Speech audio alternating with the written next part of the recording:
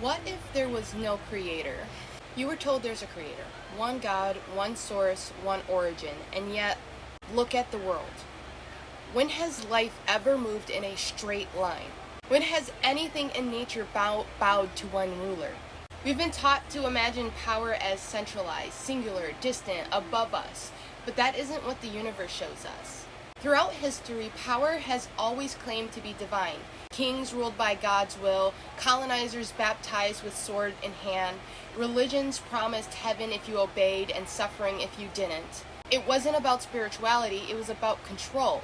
A convenient story that your worth comes from outside yourself. From a book, a preacher, a God with rules. A God that always looks suspiciously like the people in charge. And we forget that power doesn't always shout. Sometimes it whispers through the things we take for granted. Like the idea of a singular creator. As if this entire universe could be designed by one being with one intention. It sounds simple. Comforting even. But it's limiting. It's a hierarchy dressed in holiness. Look around.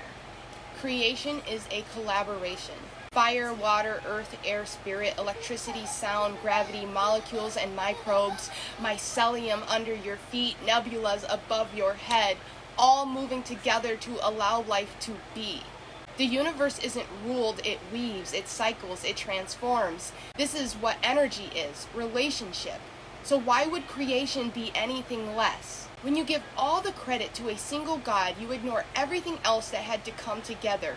And worse, you start to believe that your own power must be approved, ordained, or punished. You think worship means submission instead of reciprocity.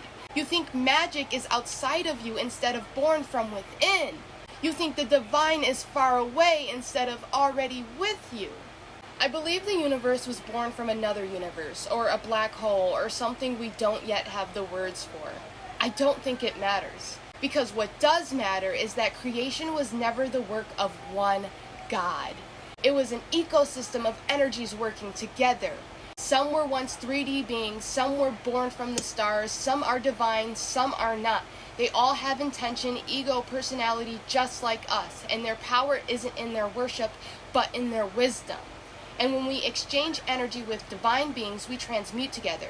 It's not about domination, it's about alignment. And we don't need to devote ourselves to anyone to earn their respect. We just need to approach with integrity. If this video triggered you, ask yourself why. Where did that reaction come from? Who gave you those beliefs? Who benefits from you keeping them? And if you feel a pull, follow it, even if it leads to questions you aren't ready to ask. Because the truth is, if you believe in an all-knowing, all-powerful creator, but reject the idea of energy, of spirit, of inner sight, then you've accepted the same propaganda that says people must work to deserve life.